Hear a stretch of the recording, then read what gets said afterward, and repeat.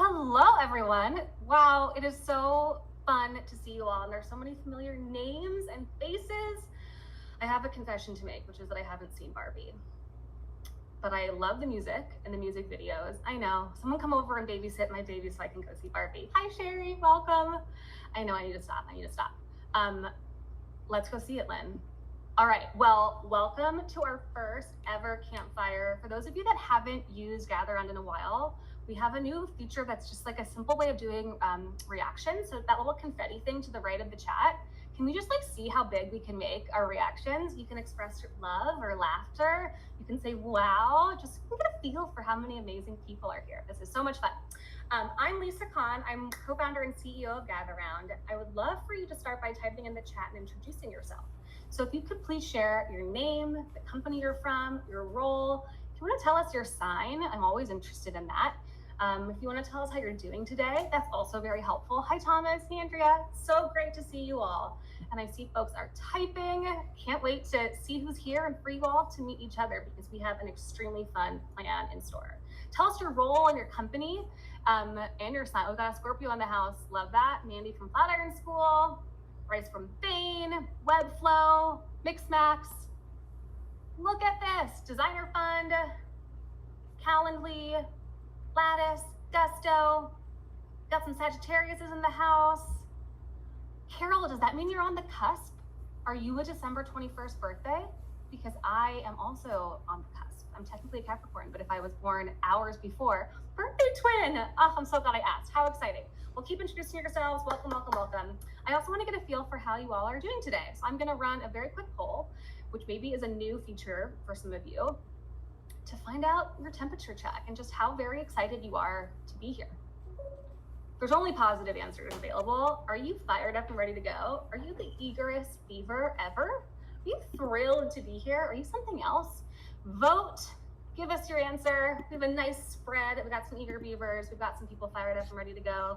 I once had a cake made that was supposed to say fired up and ready to go, but the cake people messed it up and wrote I'm on fire, which every time I see that phrase, it makes me laugh. Basically, everyone's pumped. You're either an eager beaver, you're thrilled, or you're fired up and ready to go. That's what we love to see. So I want to walk through our plan for today. And I'm going to just show you our plan using another new feature called flashcards. So we're going to do three main things. We're going to start with a pop quiz. Hopefully that's not too scary for you all. Don't worry, no one's going to judge you. It's going to be a great learning experience for all of us.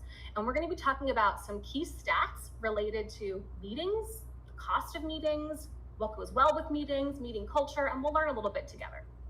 Then I'm going to give you all a quick update on what's new with Gatheround. I want to just off the bat say so many people who are in this meeting right now gave us feedback along the way, and you are the reason that we've made these improvements and made these changes. So thank you, and I'm really excited to share more with you. Then I will bring up our special speakers for a fireside chat, all about all hands meetings, building amazing culture, what they're struggling with. We're going to have a real talk. As you know, we have three leaders who are going to be joining us from Lattice, Calendly, and Gusto. Three companies I admire, three people I admire. It's going to be really, really fun.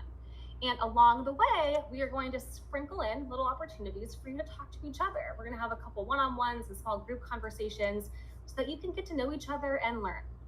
Okay, with that, it's quiz time. Oh no, it's not quiz time. It's one-on-one time. We want to start with a conversation and enable you to talk to each other and meet each other. It wouldn't be a Gatheround meeting if you didn't get to meet a new friend. So we are going to start with a one-on-one conversation. It's going to be just 4 minutes, and you'll get to meet one of the other amazing people who is here today. You will see them, they'll see you. You'll see on the right-hand side some cards that you can flip through to guide your conversations. So go ahead and do that. I'll see you back here in 4 minutes, and then we'll move into our pop quiz. It's going to be great. Okay, it's quiz time. And we're going to learn some things together. Before I get into it, I have an ask for you all, which is think about meetings at your company. Think of like one word that comes to mind. Don't overthink it, that you would use to describe meetings at your company. And type in the chat and tell me that one word that you would use to describe meetings at your company. The word many, yeah. Abundant, oh, okay, good one. Lots, boring, tedious, unstructured, consensus. Now that we use Gatheround, they're pretty fun. That's wonderful. lots unnecessary, context switching. Someone has minimal, very good, inefficient. Okay, yeah, keep sharing. But I think that consensus is starting to build that while meetings should be one of the best parts of work, and I think can be one of the best parts of work because, you know, it's time together with your colleagues where we can unpack big problems, we can collaborate, we can get the satisfaction of making big progress. And it's also when we actually get to talk to each other and connect as human beings. But as all of you are sharing right now, a lot of meetings just aren't pulling their weight.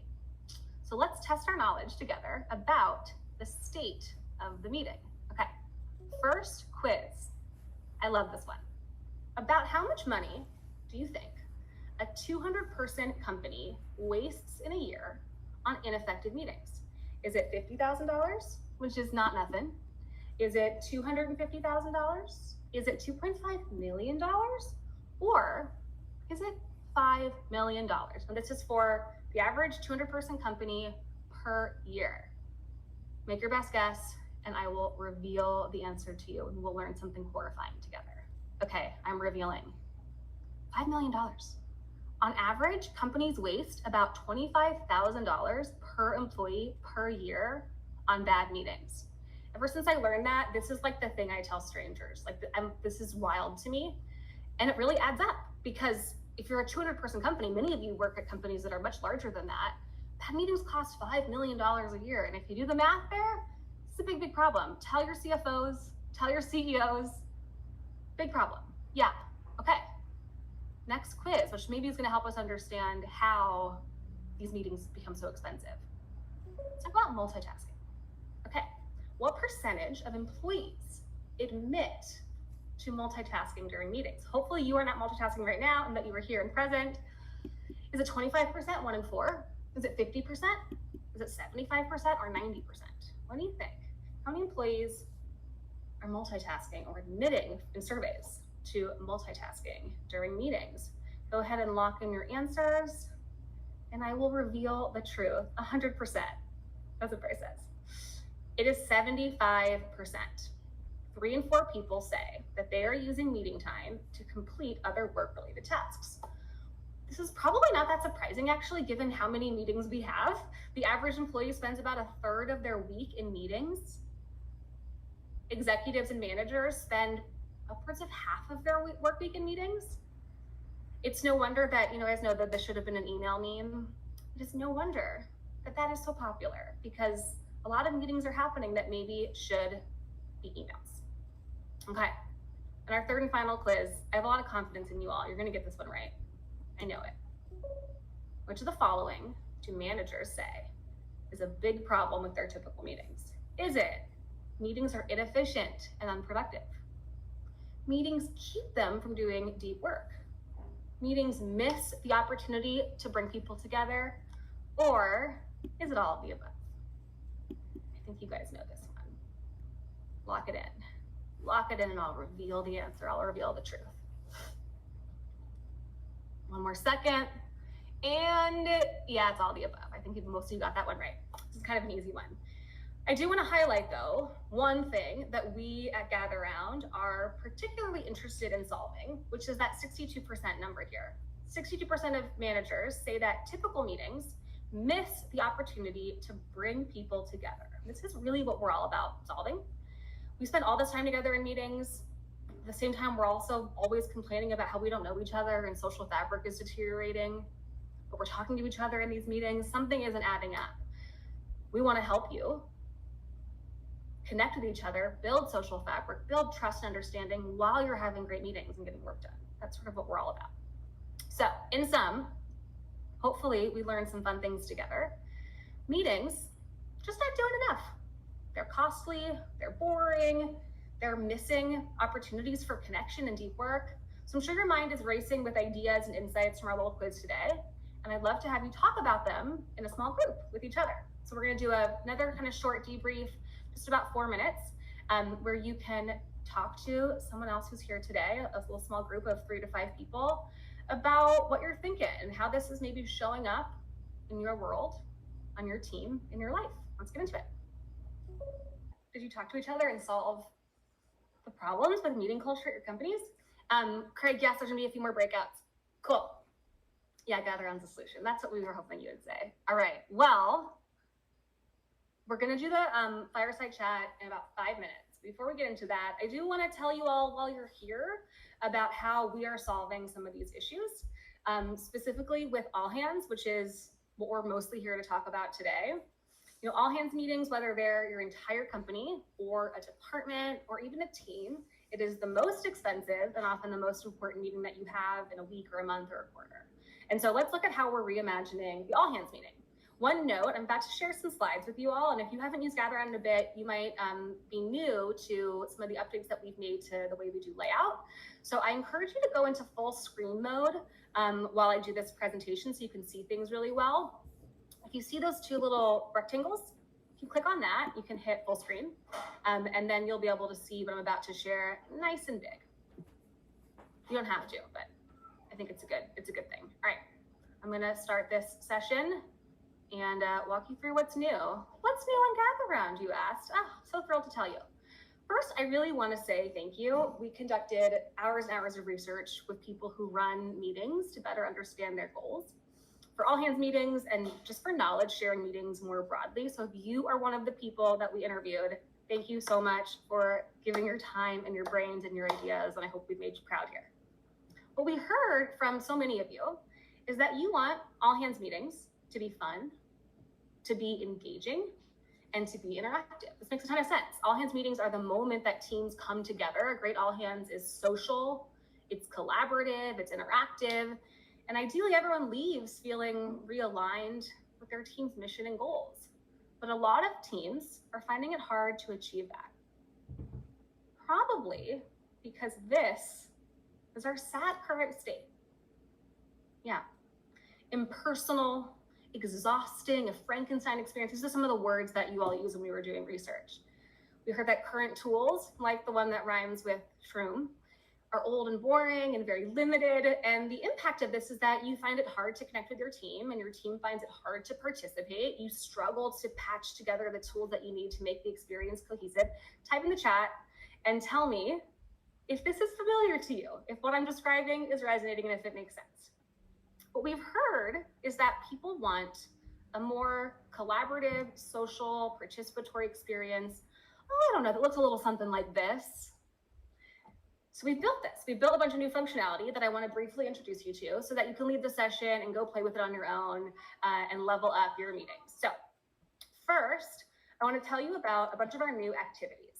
Type in the chat and tell me, like, when did you use Gatheround last? Because the OG Gatheround was just one-on-ones, then we had one-on-ones in small groups, and then we had group share, and now we actually have 11 different activities that you can piece together to design and run amazing meetings that are really high impact. So I'm going to tell you about, not all of them, but some of the new ones. The first that are most relevant. So first we have flashcards. You saw that we use this in the beginning to share the agenda, but flashcards are amazing to communicate timely announcements, to set context, to do some education, to set an agenda.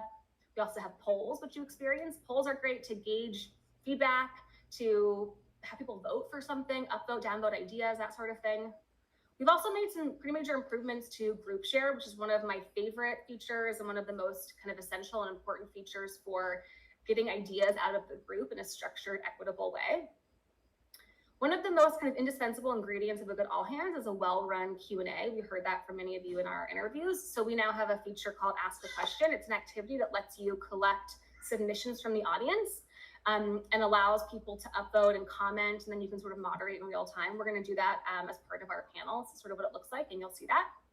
Of course, all hands, lots of meetings require great presentations. That's what I'm literally doing right now. So you can now add a presentation in the form of an activity with a set amount of time so that people who talk too much can stay on schedule. And then your meetings can actually end on time, which is so great. That's what I'm doing right now. So you can set the duration, screen share, see me kind of pinned to the stage right now.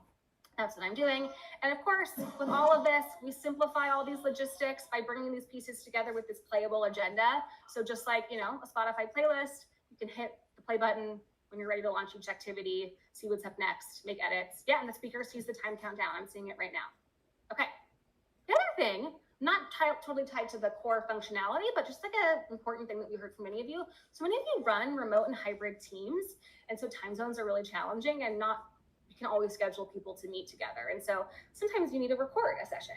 So we've now built and shipped recordings so that you can record your meetings. And we have this awesome event recap page now where the whole agenda, the recording, other kind of important stats are shared with you. So you'll get that when we end today.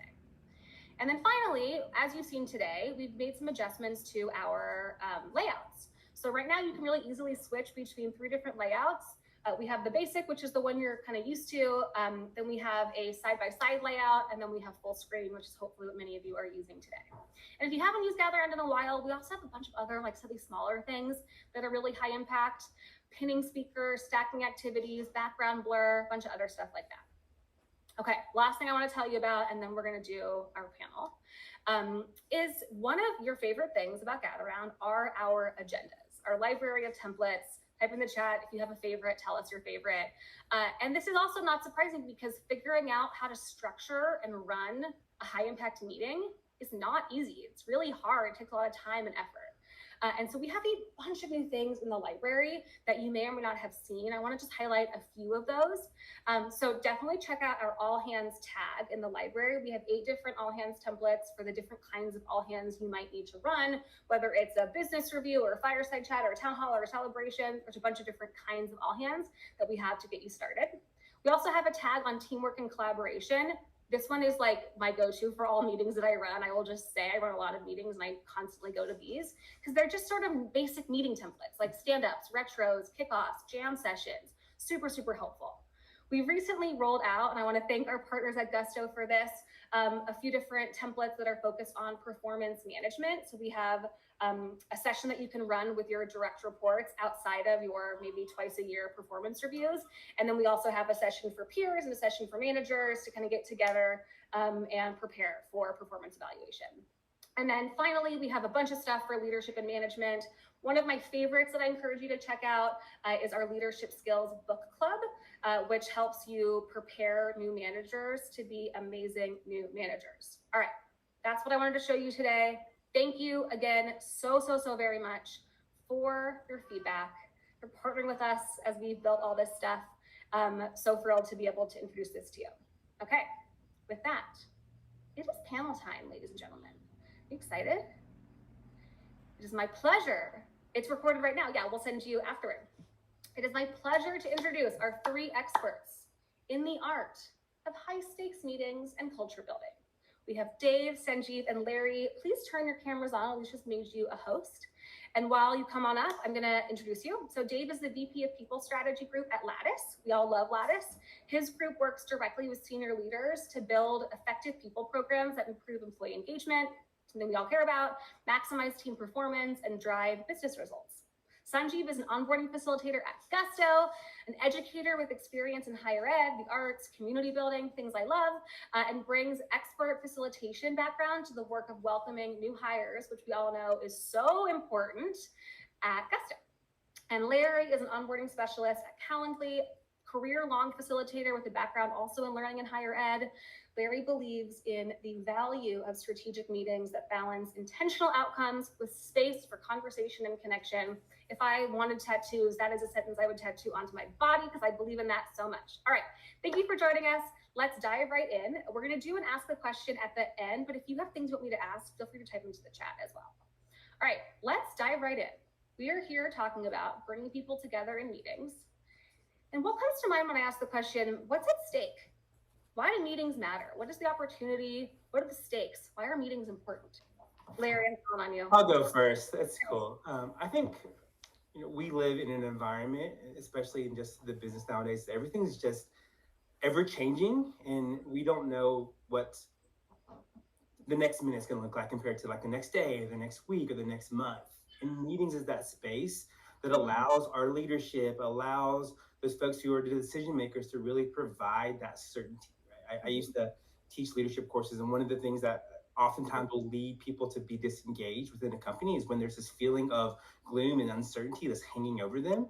And meetings allow us to really outline, like, here are the things that we know. These are the questions that you have. Here are the answers that we have right now. And this is hopefully when we can get you the other answers later. And so providing even some sort of certainty for the people that we're working with we're working for allows a lot more engagement, a lot more trust, a lot more transparency, which is really important in the cultures and the places that we work with. And meetings is oftentimes the easiest way to do that. Yeah, that super resonates with me. I found that as a manager, even if it's bad news or uncertainty, just hearing from me that there's bad news or uncertainty eases people's nerves so much. And often when we're not communicating live, people just assume the worst and get afraid more than they otherwise would, even if there isn't great news. Dave, what do you think? Yeah, I was thinking about this in the context of the breakout we just had, and we were talking there about the role of communication norms and asynchronous communication. And I really like your comment around uncertainty, Larry, because I think I totally agree. It is the forum then where we can both resolve uncertainty and also get to the same understanding of what that certainty is. Asynchronous communication is really important, but then a lot of times to like go back and forth and bring out the nuances and really like resolve differences in understanding, you need to do it live, and then how you structure that time makes a big difference to whether or not you get to that resolution. Yeah, it's so interesting. There's a great book called by Benedict Anderson called Imagined Communities. I don't know if any of you are familiar with it.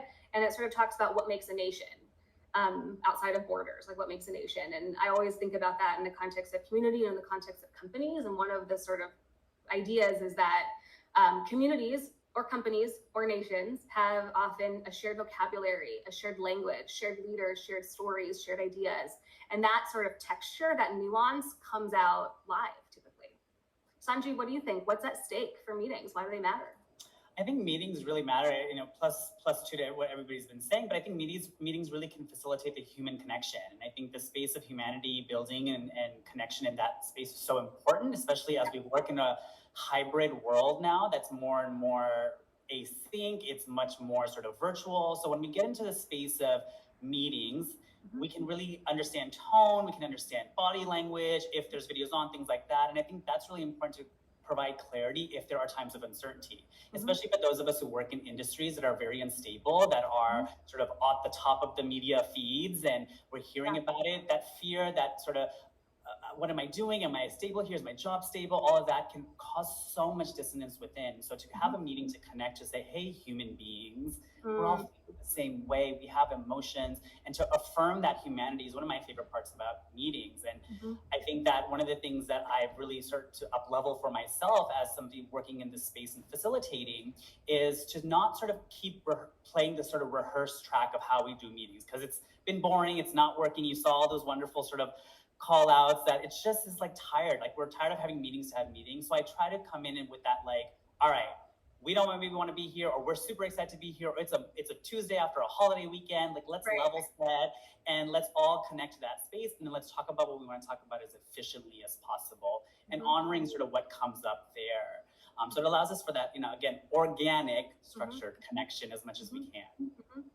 Love that. Say a little bit more about what works. You run an amazing onboarding program, and we know that the way a new hire is welcomed into an organization has a massive impact on how long they stay, how successful they are, all the things that we care about. What do you do? What's working when it comes to synchronous sessions with large groups of people in the context of onboarding? I'm sure everyone here is really interested in that.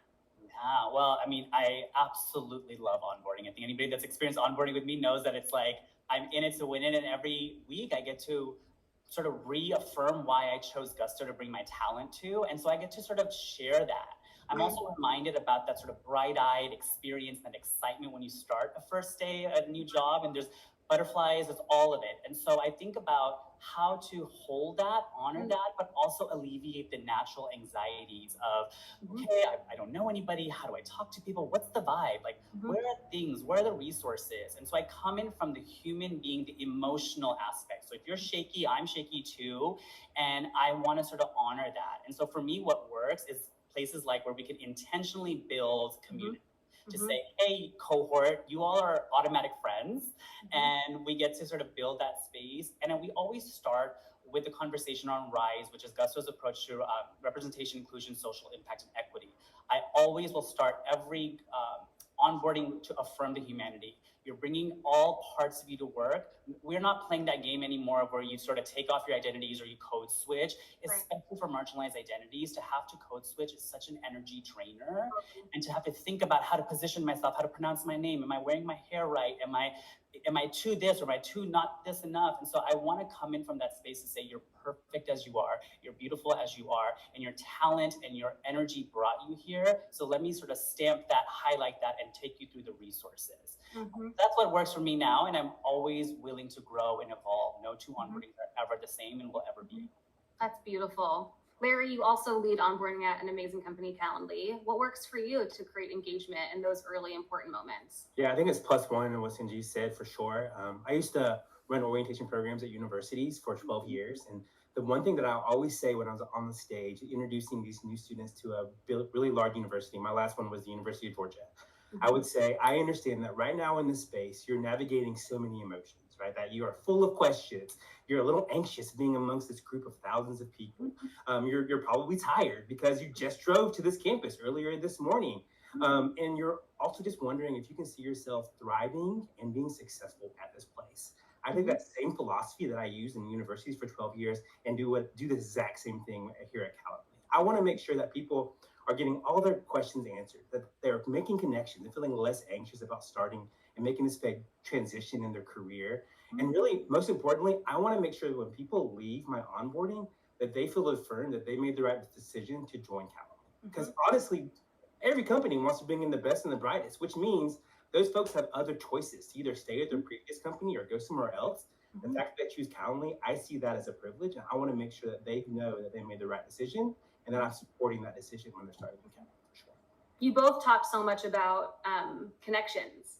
You know, it's interesting that we're not talking about, you know, just bringing your computers and figuring out how to log into your email, but you're talking about building strong horizontal connections between people who are maybe in your kind of class or people who are have been at the company for a long time. You know, it's interesting that both of you kind of came from higher ed, because we all have a deep understanding that most of our best friends, maybe even our romantic partners, come from college or from school. Why don't we think about companies as being the same way? And you know, it's obviously so important when we are in a epidemic of loneliness and adults spend so much of their time at work. Dave, you have such an interesting view, because not only do you play a VP role at Lattice, which itself is an amazing company, but you advise so many other people leaders.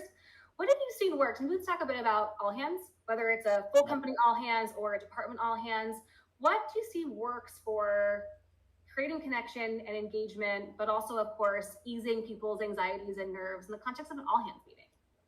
It's such an important question. And as I was thinking about, you know, Larry and Sajeev, how you described the energy and the connection and the intentionality that you've brought to programs, I compare that to like my personal experience and how many all hands meetings through my career I've like sat through, where it is like just pure one way, like, you know, I am just going to deliver slide after slide of like bullet points at you.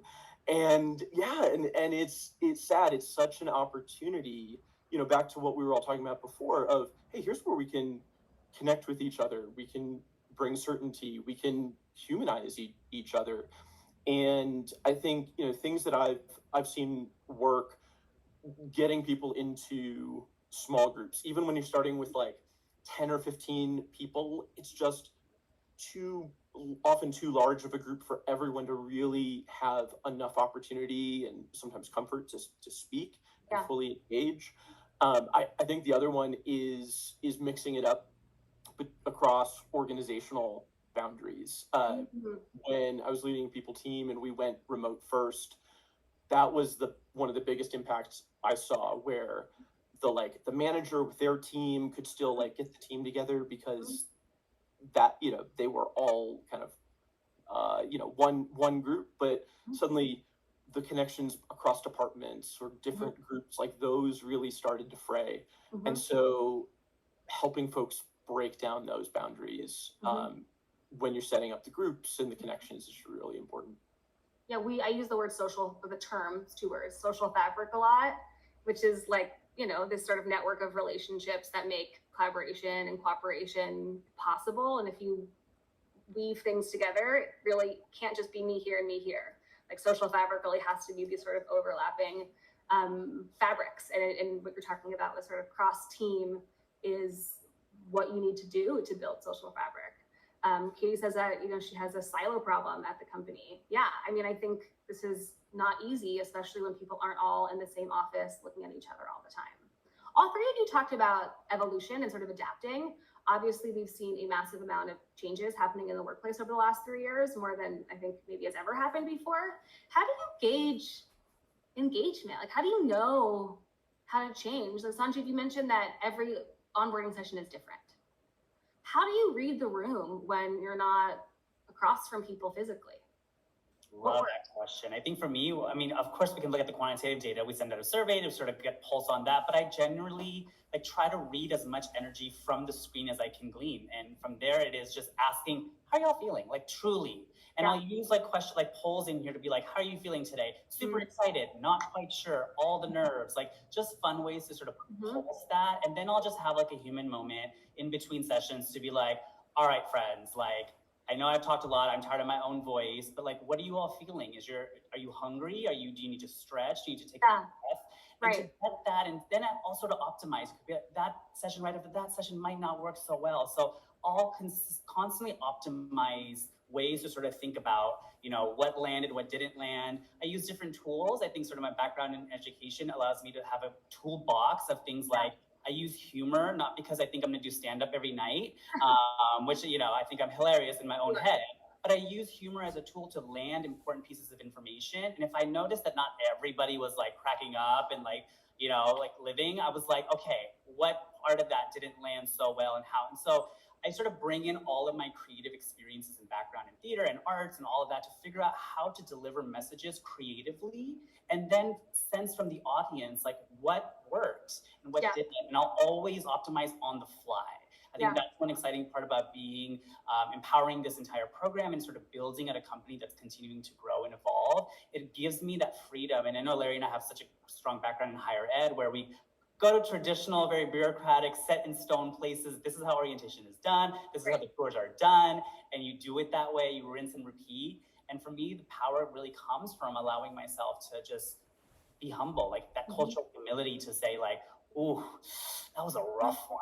And not, or they're asking the question. So I'll also pulse the Slack channel after to sort of think about, okay, what questions are coming up consistently? Boom, there's a session right there. There's a way I can get ahead of that question and really build that into a talking track, or sort of adapt a slide or something to showcase an answer before they ask. So there's a lot of reading minds, but I think as facilitators, as teachers, you kind of get good at that ability to sort of sense and feel. And I think it takes a lot of emotional intelligence, which I think in the corporate world is missing. I'm going to say it. It's not, I'm not throwing shade. I'm not throwing anybody under the bus. I think it's absolutely missing that human connection and that ability to use your emotions and your brain to make that saying, okay, this onboarding is boring. How do we level it up?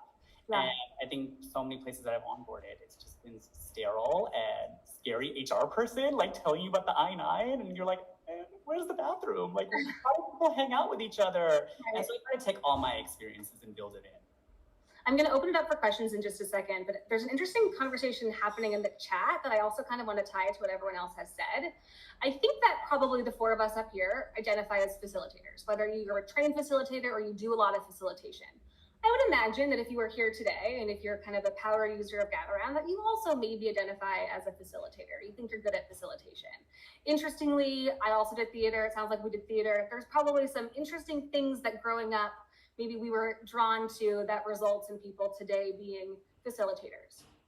But not everyone can do that. Not everyone is a facilitator, or is a good facilitator, knows how to facilitate. I think that our aspiration for Gatheround, first of all, I just think that technology creates norms and creates behaviors and teaches people how to behave in certain ways. We can look at the fact that we have these things and how that's impacted our lives and the way that we show up at the dinner table with our friends and family. I aspire for Gatheround to be a tool that you can give managers or leaders or culture conscious ICs who maybe aren't experienced facilitators, and help them learn what good facilitation looks like. Meaning, maybe there's an agenda, maybe there's a poll and you pause, maybe there's a schedule that you want to keep.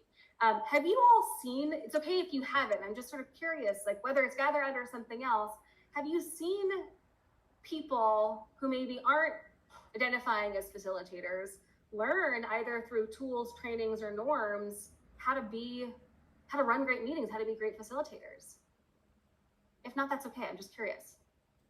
Mary. I think one of the things that we're afraid of, especially as facilitators, leaders of meetings, is just asking people, right? Like when you facilitate a meeting, ask your folks afterwards, like, what went well? What didn't land?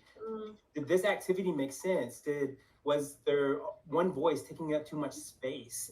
And then when you get that feedback, adjust, right? No meeting is going to be perfect. I think, Dave, Sanjeev, myself, Lisa, we've been facilitating for years.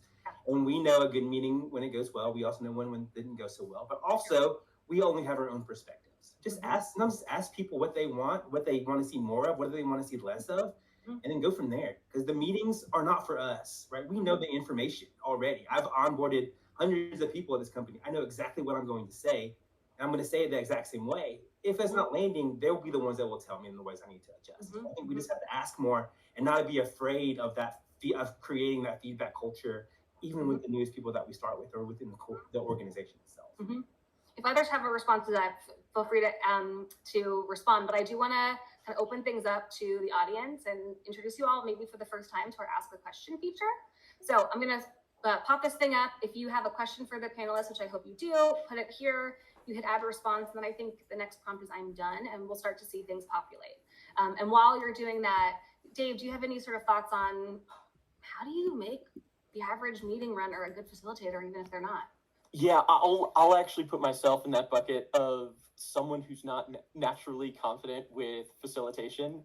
I always felt like I just wanted people to get in a room and talk, and I felt like it was somehow like not my place to sort of tell them what to talk about or how to structure the meeting. And so I wound up with just a lot of like really not too effective meetings. But I think when you can set a broader norm and make everyone feel empowered to really own the content and own the experience, you can really do a lot. I think for us internally, I've seen really good impacts of post like event debriefs, and we just set a norm. Hey, after any event we do or webinar or anything that we hold, the team does a debrief, and this is the structure. And it became part of the culture, and I think was really helpful in fostering ongoing feedback as part of the culture. So setting those broader norms is really important. I mean, I love all that, because I just think that it's so interesting that you said that you used to think that maybe not having structure was better for people, but actually, particularly from sort of the like lens of people's maybe context coming in, like if you don't feel powerful in society or on the team, if there's no structure, you have to like fight even harder to be heard and to be listened to. And creating structure sometimes equalizes those power dynamics. So let's respond to some of these amazing questions. So you all see these here. You can kind of upvote some of the questions, and I'm going to hit discuss. All right, let's just do kind of like power responses. I do want to make sure we have some time to debrief. Real quick, tools, programs, resources, anything come to mind to help people develop their facilitation skills? I'm going to say use Gatheround, but that's obvious. What do you guys think? I'll add in have a rotating schedule of facilitators and give everyone a chance to play that role. Cool. Awesome. I'm going to skip this one. I don't have time for it. Common mistake of meeting facilitators. We're just going to do kind of power answers. Yeah, Larry. I think a lot is just if you hear your voice too often. Like one of my things I say as facilitator, how can I have other people teach what I'm trying to teach, or say what I'm trying to say, because it gets them more engaged and it makes the meetings much more interactive. Okay, Sanjeev, this is a good one. It sounds like something that Gusto really values. How do you make sure your meetings cater to neurodiverse staff members? I always presence. We all learn differently, uniquely, and beautifully. So if you need me to repeat something, slow it down, speed it up, say it in a different way. I always share very transparently that I learn in my own unique, wonderful way. That's not at the pace of everybody else. So that's okay. So I share a bit of vulnerability there that allows the space to be even. And I'll always go back and repeat something always go back and sort of land it in a different way, remix it and share it again. You can't ask me a question too many times. Mm-hmm. This is also just a really important way that we think about the activities that we build on Gatheround, being accessible to different kinds of people who learn and communicate differently. All right, time zones. How do you manage effective all hands across multiple time zones? We're a US based company, so what we do is we use core meeting hours. So all of our large meetings that require multiple people to show up are between 12 and 5. My onboarding sessions are from 12 to 2 p.m. Eastern time, Monday through Friday when I do them. That way people don't have to stay late or wake up early. So you can do that. That's great. I know that's not possible for everybody. When I've done in big global companies before, we would do sometimes rotating times. So, it'd be at a good time zone for a different region each time. And then for regions where it was at an off time, we might do a recording, but with a live watch session, and then speakers joining to answer questions and discuss at the end live. Nice. All right, large org, how do you engage a lot of people? One thing I will say is don't rely on the company-wide all hands to be the thing. Have sort of regional, local, cross-team, smaller sessions where people can actually kind of connect. But what do you all think? I think this is an opportunity to empower department heads and department leaders with the knowledge and tools to say, this is how you disseminate this information, and this is how you can sort of lean on us as the thought leaders or as the subject matter experts to kind of engage intentionally. And so we can train the trainer essentially in those opportunities, and just hope that we can maybe create great Slack messages or whatever communication tools that can also engage that message in various ways. I love that. That's an awesome one. Well, can everyone please type in the chat and give me a huge round of applause in the chat to thank our wonderful panelists. This wouldn't be a great facilitated session if we didn't give you a chance to debrief and reflect on what you learned. So we got to do that. We're going to do a small debrief and then we'll do a group photo. But thank you all so much for your wisdom. We just scratched the surface. You are so brilliant and wonderful. Wonderful sharing the last 20 minutes with the three of you. Thank you. And with that, we're going to do a debrief where you can reflect on what you learned and how you might put those ideas into practice. It's going to be a quick 3-minute one. So maybe just getting you to start thinking about it. All right, I'll see you back here in 3 minutes. With our final minute, we got to take a photo, remember this fabulous first campfire forever and ever, and make anyone who wasn't here super jealous.